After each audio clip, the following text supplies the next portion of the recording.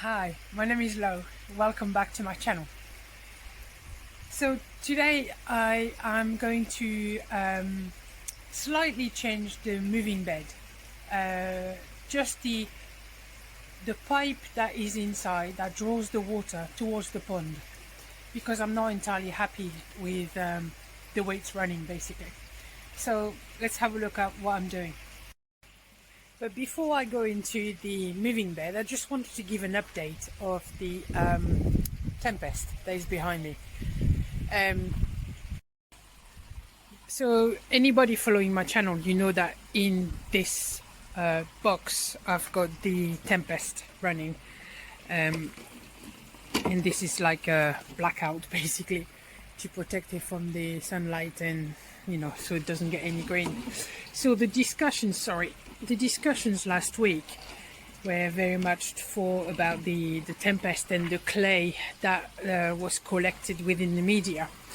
So I just want to talk about very quickly, briefly, about the Tempest and the problem that I encountered last week with that clay. In fact, what the Tempest has done is, I don't want people to think that I was slaughtering the Tempest.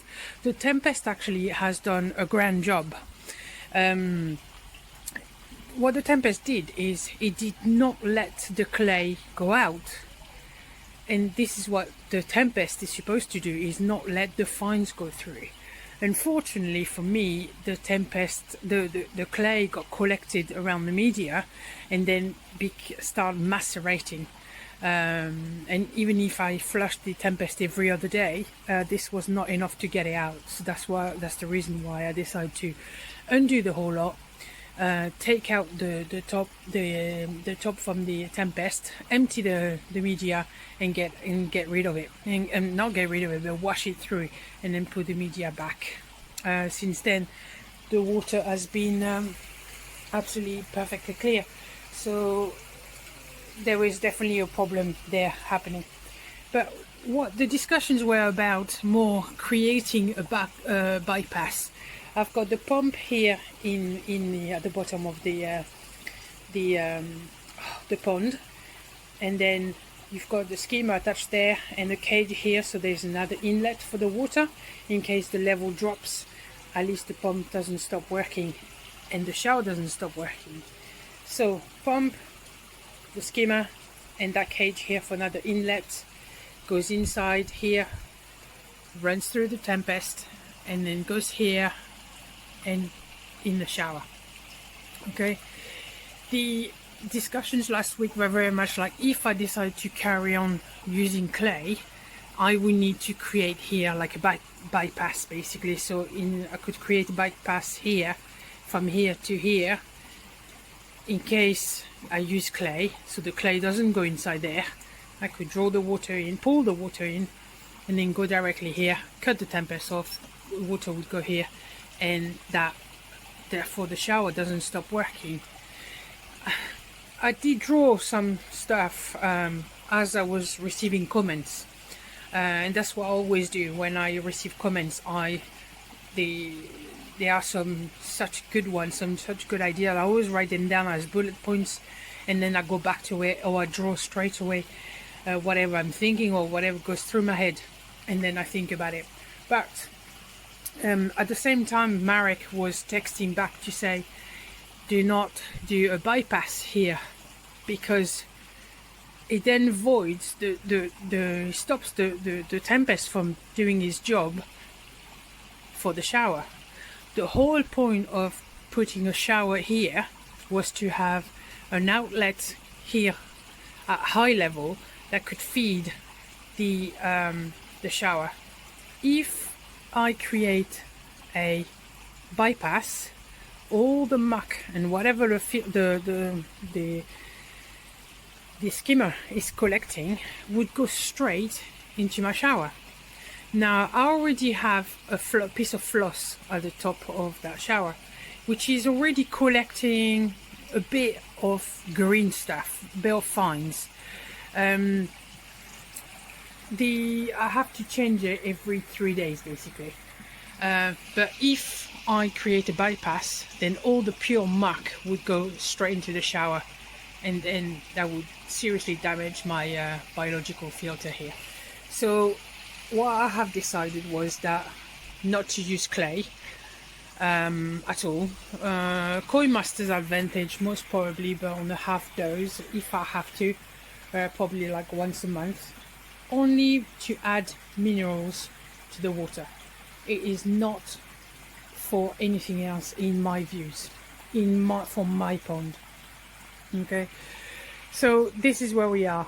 So I won't be creating a bypass. I will let it run as it is, but I will definitely not use clay again. So thank you very much everybody for all your comments and ideas. The one thing I wanted to add was I was talking about the lack of agitation within the Tempest, and a lot of people rightly suggested to add and put a Uniseal, pierce the Tempest, put a Uniseal and an airline through it. But if you refer back to the video that Twisted Koi has created about adding an airline to the Tempest, you'll see that it's possible without piercing the Tempest. And it's funny because we released the videos almost at the same time without knowing that we were talking about that.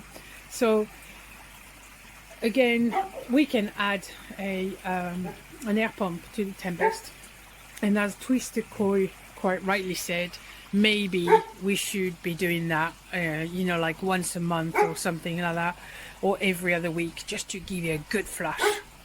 So thank you very much everybody again for suggesting so many things and for all your comments. It has been greatly, I have read them all. It was greatly received, as always. And there you go, this is where we are. So let's go back to the moving bed. So this is going to be the bit that is going to go in the moving bed. So this is going to plug in the outlet inside the moving bed. So you've got the bin, okay, this is the moving bed. This is the outlet that goes back to the pond. At the moment I've got a straight pipe with loads of cuts like that underneath everywhere, but the suction is not brilliant. So every now and again the media rises a bit and then it goes down, and I can't leave it like that. So this is what I have done. So as I said, pipe to go to the outlet to the pond. Here I've got tea, okay. Here I'm going to put lots of cups lengthwise, quite thick, but not thick enough for the media to get through, obviously. Same thing here. And on the top I will put a piece of jab mat or something to block it. Therefore, when the water is going to go up here or here, I'm expecting here, or as high as I will put it, I will put the little cut. The water will get through here and then here return to the pond. That's why the tea is in that direction. You have to follow the direction of the tea. So here, and this one, same thing. Water will get through here, go here, and straight back to the pond.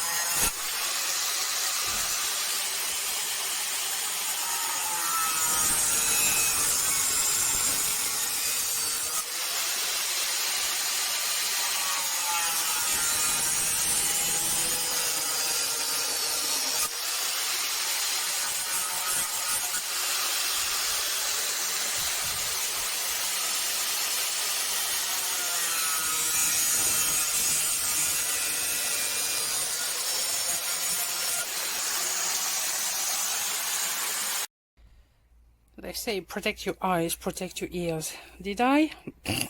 Yeah, right. Now my ears are proper ringing. Anyway, so this is what I'm left with. All these bits. the disc really cuts obviously the pipe here well, but also burns it. So then it's very, very easy to just peel it off and then clean it. Right, so it's now completely washed.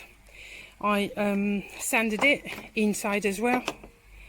Okay, so there's no bits of plastic. I jet washed it, so it's all ready to put in the moving bed. So I just cut the air so you can see what's going on. So this is the horizontal bar that I put with all the holes, but obviously it's not, the drawing is not, it doesn't draw the water enough. So I'm going to replace that now. I'm going to drop the level of the water first. Sorry about the dogs. Dylan, Nala. Sorry about that. So I've got a valve here, so I'm gonna drop the water and then install the new system. Alright, so this is installed now. So I'm gonna turn the water on live. Do you remember last time I did something live? So anyway, let's open that. Let's just start pushing the water through here, up here. Okay, it's rising now.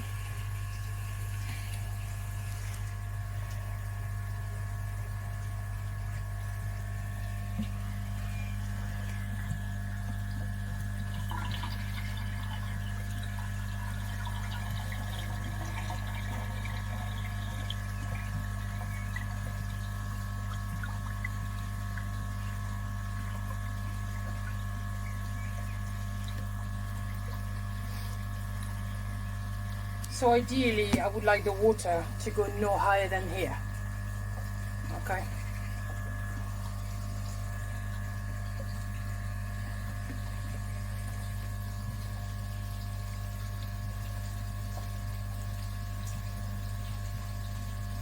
Still rising a little bit. I think it's now flowing. That's it. Now the water should go down now that the water is going through the pipe. That's it, you can hear the noise. Okay, so let's turn the air on.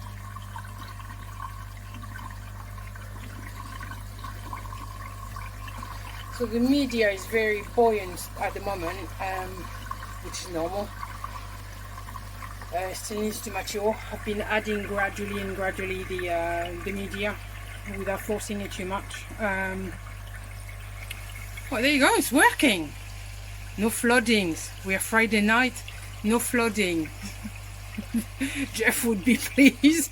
So at least I'm not going to call him in a panic. There you go, guys, it's working. I'm really chuffed. The moving bed can now mature gently.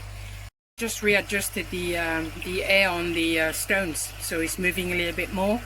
But the media has only been in for 2 days now. And it's the K Plus media, so as you know there's a lot of swarf in it, so I had to remove it manually. But there you go, it's moving. I'm gonna give it time to mature and then add gradually, like a 2 handfuls every day. And I am not too sure how many liters I need to put in, because of course you don't want that bed to crashing bang and like in a tumble dryer. You want it to simmer. It's probably a bit too high right now. The air is probably a bit too fast, but the media is so new that it needs that at the moment. But once it's boiling properly, I will probably reduce the air a little bit. I will give an update obviously on this bed and see how I get on with it. Thanks for watching.